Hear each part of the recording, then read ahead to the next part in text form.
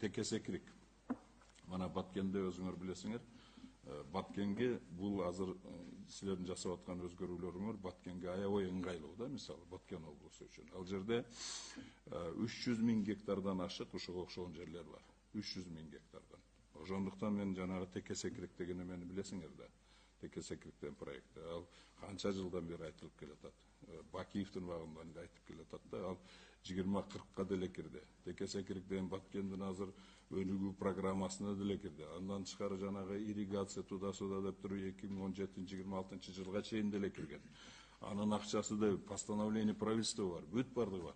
Ошону эми качан ишке ашырабыз? Ушул текесекирикти эме кыла турган болсок, жанагындай биз бүт бар жоон ойлоштурсак болот да, освоение. Мисалы, сразу Баткен облусу боюнча 300 000 гектарды освоение кылсак болот. Текесекирик сыяктуу эме кылса. Анан ал жерде финансовый булактары уже дайын. Анан кийин механизм ошол булактарды кантип механизм финансировать эте турганы дайын. Бүт барды системде болот да, ошондон анан кийин 300 000 гектарды кандай кылып ошондо узак мөөнөттөгү эмесин эме кылып туруп бардыгы не только сельское хозяйство, но и связано всю инфраструктуру социальную там построить. Жана перерабатывающий промышленность менен байланыштуу ошентип бүт бар жокторуну эме кылса жакшы болот. Ушул текесекирикти качан ишке ашырабыз? Вот. Ушуну уже 17-жылы эме болгон болсо, мына бүгүн 22-жыл болуп атат.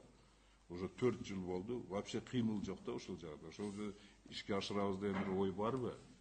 Султан Абдырашевич, Баткендин өзгөчө макамына тийиштүү 5 мыйзам иштелип чыгып, мына жогорку кеңеште бекитип бердиңиз. Биринчиден, экинчиден өзүңүз Баткен өнүктүрүү программасын жазууга өзүңүз да катыштыңыз.